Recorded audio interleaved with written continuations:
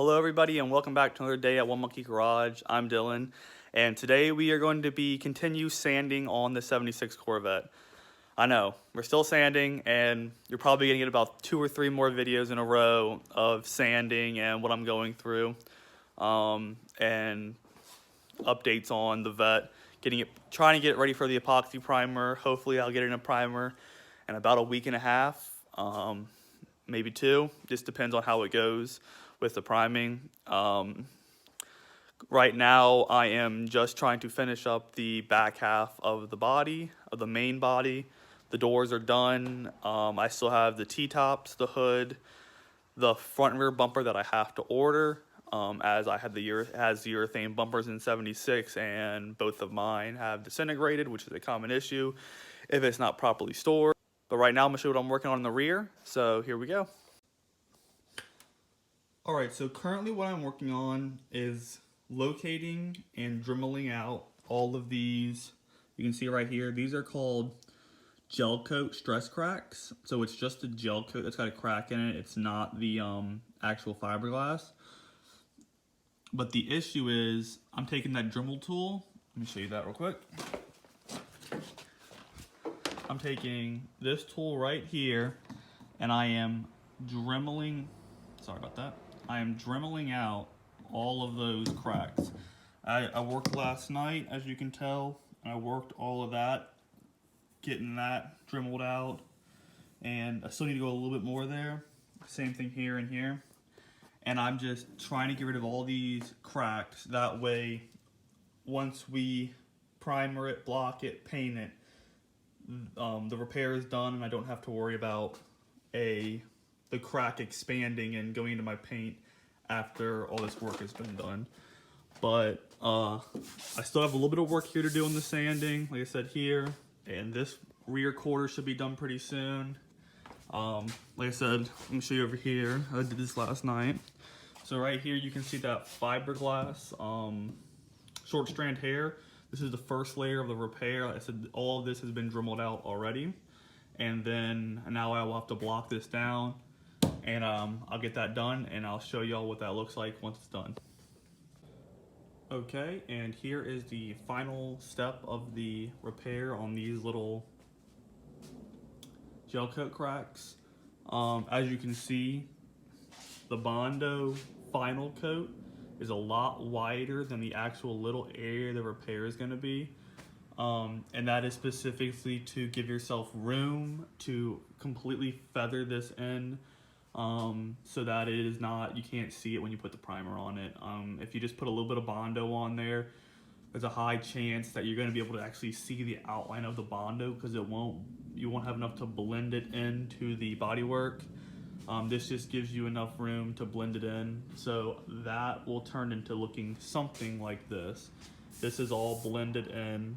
You know, it's just that little repair there and there, but all of this will help it all blend in smoothly and give you that nice flat straight panel that you're looking for. But I'm gonna go ahead and knock out this and the remaining body work that needs to be done on the back half of this Vette, and I will talk to y'all later on and keep y'all updated. All right, everybody, it's been a day or so since I've been out here. I was planning on working yesterday and finishing up this sanding, but I walked from my house to my garage, which is no more than 30 feet, and before I could unlock the door and walk in the garage, I had sweat in every single part of my body, and I turned around and went back in. It was just way too hot yesterday to be out here sanding in my shop, where my only sense of AC is a few fans blowing. It wasn't happening yesterday. And also I had to sand, and I find no joy coming out here and sanding. I've told y'all before, this is the worst part of any restoration. It just goes on forever, but you gotta keep pushing through, you know. There's always gonna be those humps that you have to get over, and for me the biggest one is the sanding hump. But with that being said, let me show you what I did get done, and then what the goal is for the end of the day. So yeah, here we go. Alright, so last time you saw the Vette, you know, there was all this still needed to be sanded. The insides both needed to be sanded, as well as this other side over here. Rear quarter back here. This all needed to be sanded. I was able to get all of that completed 2 days ago. Like I said, did not come out yesterday. Way too hot. Today though will be hopefully I'll finish the final sand. So everything right now is sanded with 120 grit, and that's gonna be too coarse for the primers. The reason I say that is because 120 grit leaves, if I can see, you know, the camera's gonna pick them up. It leaves a noticeable texture, a rough texture, and you can actually see the lines if you look close enough on it all. So because of that, I need to switch up to 320. But yeah, so the final sand, I'm going to go ahead and sand the entire vehicle. Block sand it, not hand. Always use a block. So you don't have any weird grooves from your fingers. I know it sounds funny, but your fingers will leave grooves, very minute grooves. But block the whole vehicle down with 320. Make sure I get all the door jambs. You know, right here, this rocker right here. You don't actually see that, it's all covered, but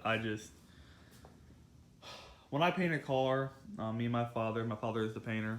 When we paint a car, we like to make it so that if you ever look at the car, take the car apart, you'll never know it's a different color. It's just something weird, but that's how we are. But like I said, I need to get all of that sanded in. That will obviously not be blocked, that will be hand and scotch padded. And I need to get on both sides, and as well as the interior area bits that cross over. But that is where I'm at.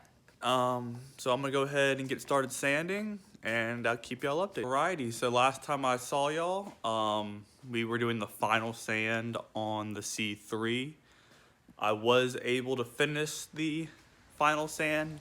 The whole point of the final sand, what I call a final sand, is when you think you're done with the Bondo work and you're trying to get it ready for the to clean up, to paint. You're doing all your edges, you know, all those areas that are going to be scotch padded or lightly sanded. You know, they're not blocked, not the exterior of the vehicle. And one of the main goals for that is to catch anything you missed. This means you're going to want to go ahead and blow out all the Bondo with a compressed air to find all the pinholes and patch them. And that's what I did yesterday, finished that up, and I also went ahead and found one more area that had some of that gel coat crack, and I went ahead and got that. So am I saying that sand, when you think you're done, sand some more? Well, I'm still in that phase, sadly. As you can tell, today is Saturday, and the shop is a little set up differently. We have the doors and the Vette and all that kind of pushed to one bay. On the weekends, I normally don't work on the Vette. I usually save that for maintaining the rest of the vehicles that we have. When you have, you know, I don't know, 13, 14 vehicles, they tend to need to be worked on occasionally, so that's what the weekends are for. But that's gonna conclude this episode. Thank y'all for watching, and I'll see you in the next video.